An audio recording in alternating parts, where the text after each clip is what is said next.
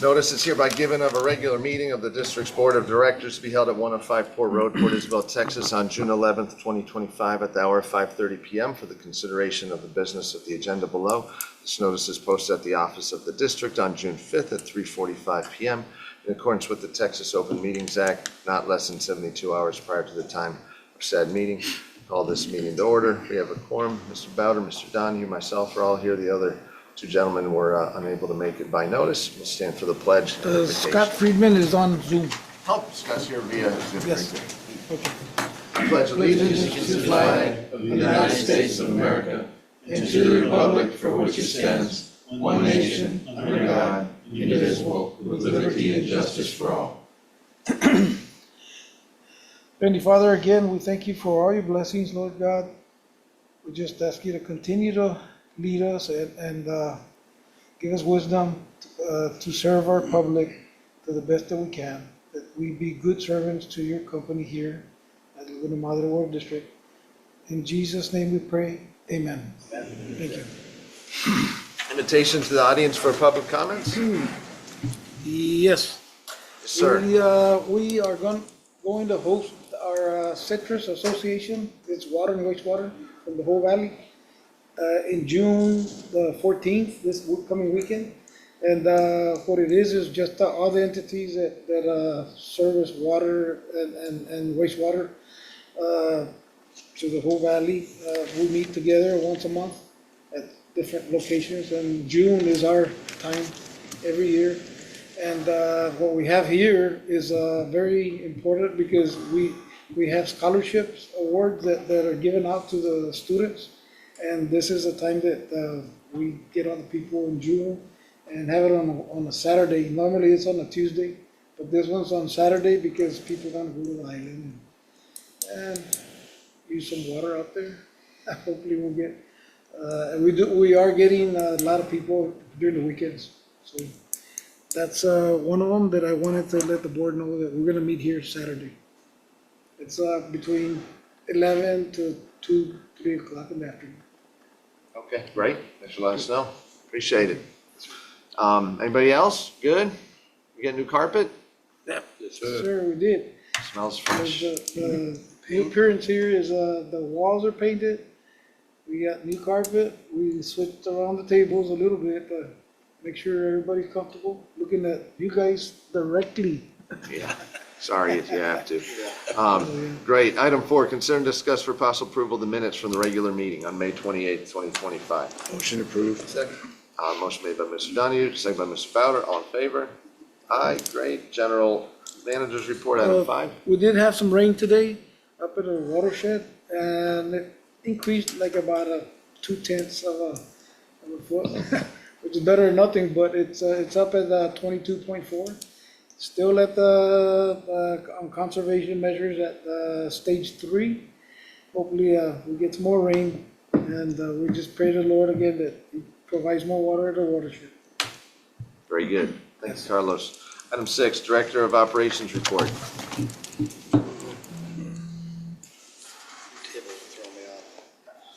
Right.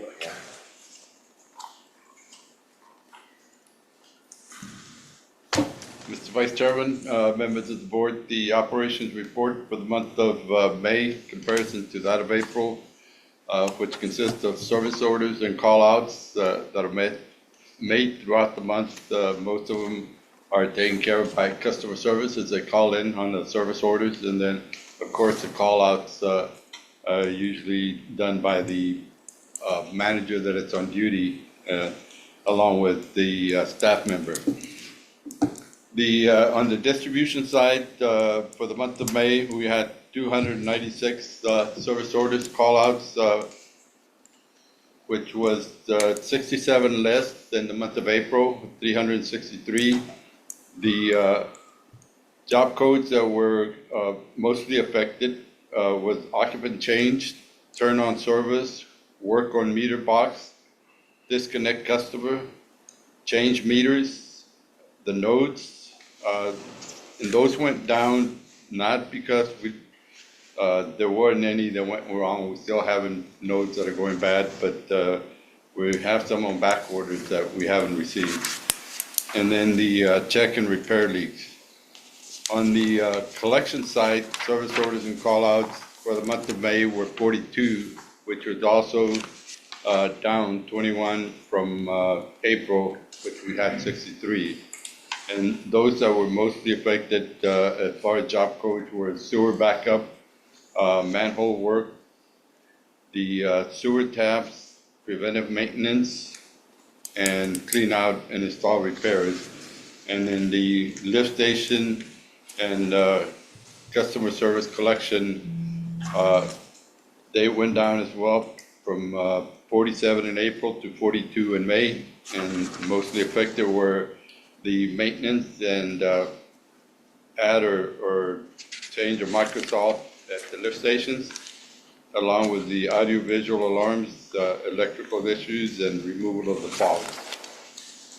That concludes the operations report for the month of May. Any questions? Thank you, sir. Sounds Thank pretty you. straightforward.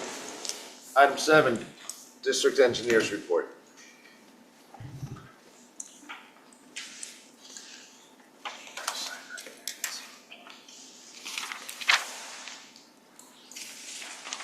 All right, good evening. Yeah, the first item here is just a status on the seawater desalination project. There is a memo included in the board packet under item 7 that has some pictures of just the status of the construction that's out there. But I guess the first point here is on May 12th, we did, Water Development Board released the funds from escrow for the pilot testing. So that was the last item that was needed to pending to reimburse their water infrastructure fund. So there's an action item here in the budget to go ahead and reimburse as well. So we're caught up here with all the escrow releases through pilot testing. And then this first picture is just the AEP transformers. We got a second service installed at this lift station for the pilot. And just behind the fence is all the electrical panel for the pilot equipment. And the meter was actually installed this past Friday. So that's it's powered up, and we're at the point of everything at Texas Pac already being installed, and they're working on the dock number 6 here with pilot. So let's jump over to photo number 2, starting from right to left. That's the one on the right is the rapid mix. The second unit in the middle is the dissolved air flotation, and the third unit is the clarifier. So that's all meant to simulate all of our pre-treatment for the full scale. And as you flip over to photo number 3, the white tent is the microfiltration, like what we're building today. And then in the orange container is an RO skid that Northside did a custom build. So as you jump over to photo 4, that's the inside of it. So it's just one module with the filters kind of attached in series. And so this is what's going to run for about 5 to 7 months, to get all the design data we need for the full scale plan. And, as we go to photo 5, these are some of the still frames for the intake. The pump is sitting there on 6, and the crane and the intake screen is inside that crate on photo 7. And so all of this has actually already been put on the dock itself, and they've added concrete just for weight to keep it in place. And so the intake actually will extend over the dock by about 4 feet, like a cantilever, and then that'll be the structure that'll allow the intake to drop into the ground. They got divers scheduled for Monday for the intake installation, and I think on Wednesday of next week we're scheduled for with the water master, so they can inspect everything, approve it, and allow us to start drawing water from the bay. So that's where we're at on the intake structure. If you jump over to photo number 9 here, dock 6, that structure, that's the dock. We're on that north face. It's kind of in the shadow, but that here that's there is the existing weather station, and we're about 25, 30 feet, on that same side of the dock is where this intake has already been mounted. We can go out there to take a look. And let's see. So photo 10 is just about 40 feet north of there. There's these, I guess call them pelican hooks that are out there today. And that's where we're looking at for the permanent intake structure to be in that location. And you look at photo 11, that's a barge parked at that dock. So we got to make sure, nothing like that's going to hit our intake structure. So we're working on those details just to make sure we maintain that clearance in the permanent design. We're at the process here in this month submitting to the Corps of Engineers, General Land Office, the type of permit, we're looking at probably a nationwide permit, which is the same way we got the pilot approved. So all that's kind of in the works right now, going with the Corps of Engineers. And we did get responses from Texas Water Development Board because we have that financial application for the 2025 fiscal year. And yeah, they basically said that, we got everything ready to get placed on the agenda in July. So we should be on schedule to get our commitment at the July board meeting at Texas Water Development Board for the $64,655,000, looking at closing in November. So we're staying on schedule from the funding standpoint. And then the backup here is just the escrow release letter in our budget for the seawater project. And as far as, Bureau of Reclamation, that's the wild card. I did get an email from their financial reviewer just asking for a budget revision. So we're gonna respond on those comments, still trying to get that pre-award date of December 2024. So that we're still working with Reclamation to see if they can have their agreement in time to come to the table, prior to this closing. So that's all, to be determined at this point. But the budget request for Water Development Board is presuming, there's no grant at this stage. We'd be borrowing the full amount, through the SWIFT account. But that's how it's set up today. But if Reclamation comes to the table, then we revisit that between now and November. But yeah, that concludes the seawater status, unless there's any questions. All right. So the next item is Long Island water and sewer improvements. We're still trying to, that main line G, when they were trying to bore that sewer main, and they weren't able to clear one of the bridges. So that's definitely going to add some additional depth. And so we had a coordination meeting with a contractor, and we're still working on pricing, trying to see what impact that's going to involve.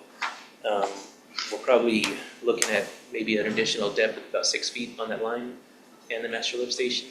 And so we should have some pricing in about 2 weeks to see what that impact is. So that's kind of the biggest hang up with the sewer plant right now, is just clearing under that bridge. And then the other item that's going is for the Cameron County permits. They're still wanting a permit for the yard lines, like the plumbing permit inside the properties. And that's basically, $25 for a permit and $100 for an inspection. And there's 900 yard lines that are involved, where each one needs to get its permit request. And so that's a significant. We're talking about $112,500 in permitting fees. And so all that is going to have to get worked into the request as we're looking at the collection revisions. So that's kind of what's coming right now, and making sure we have enough funds earned through interest, and we have available balance to make it all work. But that's where we're at right now with Long Island. But other than that, construction itself is going good. There is talk about future development of Garcia Street, the area going towards the old bridge. And as basically what we're trying to do with that is, based on their master plans, have them commit to some kind of a reimbursement agreement, or whatever they're buying into, for the system improvements that were done through Long Island Village, like their lift station, the mains, is that they would essentially get prorated for their share, and they'd have to buy into the defined area. So that's how we're trying to approach, future development on Long Island itself. And that's where we're at right now. Yeah, that concludes the engineer's report. Very good, appreciate it. Thank you, Charles. Item 8, Director of Finance report. Charles, can you turn the air off a little bit? It's getting freezing here. Good evening. We'll start with an update from our investment activity for April and May. On April 14th, we had a security that matured. This was from 2022 tax bonds. That was for $5 million. And we went ahead and transferred that to Plains Capital Bank for ongoing project expenses. Then on May 14th, we had a CD that came up for maturity. This was Long Island Village Project Fund funds. We determined that we could reinvest $1.9 million. We did a solicitation for that amount. The best CD offer that came back was 4.24. We decided to transfer that to a money market account or an ICS account, insured cash sweep. That's paying 465 with a bank called Interbank. So we put the 1.9 million in there, and the difference, the 2.5, was needed for ongoing project expenses for the LIV project. And that concludes the investment update. The other topic is the S&P contacted us about a month ago to do a review of our credit. So part of their contract with us when we have a rating is they do continue monitoring of our credit. So we responded to all their requests. We had conference calls with them, and they came back and gave us a downgrade from AA- to A+. And the main reason for that was sizable district debt. So primarily focused on the 64 million that we're about to issue for the desalination project. That was it. Everything else. So we pay S&P? We pay them. Do we have to? Like, do our bond funds require us to get rated? Yes, it helps us to have our bonds rated, and then part of the contract when we sign with them to give us a rating is this ongoing monitoring. So we pay a small fee, I think like $1,500 or so a year to them for the maintaining our credit rating. I would wonder what Noe would say about that, so you know. So. I think Isaiah, are you on the? Yes, I am. Okay. Good afternoon, everyone. Good afternoon, board. This is Isaiah Huerta with Estrada and Osa. Can you hear me? Yes. Yes. So the question is this something we have to keep doing? Like, we're gonna hate paying S&P to downgrade us? Yes. So, because the way the engagement with the rating agency works is once you've already contracted with them on an outstanding bond issue, you have to continue to receive their surveillance or their monitoring as long as those bonds are outstanding. You don't have to solicit their services every time we issue bonds. In fact, I think this is something that might be kind of lost in the narrative. The headline here is when we go to the Water Development Board, specifically through the SWIFT fund, we actually aren't required to have an underlying rating. We already have this rating from prior debt issuances. Back in 2022, we issued some debt in the open market, and that required the rating. Here for the Water Development Board, because we get the cosign of the state of Texas, which is AAA, it's actually agnostic to our underlying rating. Obviously, this is, again, not the best headline, but as far as the impact to our borrowing costs later this year, this does not affect it. And so to the beginning of your question, unfortunately, we are going to have to continue to use their services as long as those 2022 bonds are outstanding. But again, we don't necessarily have to keep using them for any of our future debt issuances. It just makes it a little more marketable. Certain investors like S&P more than they like Moody's, and vice versa. So we carry the two big boys on our name for a reason. But that's just kind of how the relationship works. Very good. Thank you. Appreciate the answer. Thanks for being on the call. Of course. So that concludes the report. Very good. Are we on item 9? Yep. Consider and discuss for possible approval of the financial reports for April 2025. I just want to highlight that revenues are continue to be about 3% above our budget. Great. And I'll be bringing, the next board meeting, I'll bring some budget adjustments. We usually do mid-year budget adjustments and I'll be bringing those to you in the next meeting. I make a motion to approve. Second. Motion made by Mr. Bowder, second by Mr. Donahue. All in favor? Aye. Motion carries. Item 10, consider and discuss for possible approval of budget amendment to water infrastructure for seawater desalination reimbursement. So we had a previous budget adjustment. This is reimbursement to the district for seawater desalination project expenses ahead of the $10 million bond issuance that we did last year. So the board wanted us to reimburse ourselves for those project costs. This is the last reimbursement of funds. This was waiting on the approval and the release of escrow for our pilot, and we got that approval and escrow release, and so now we're finishing. This was $450,000 that we're reimbursing ourselves. Motion approved. Second.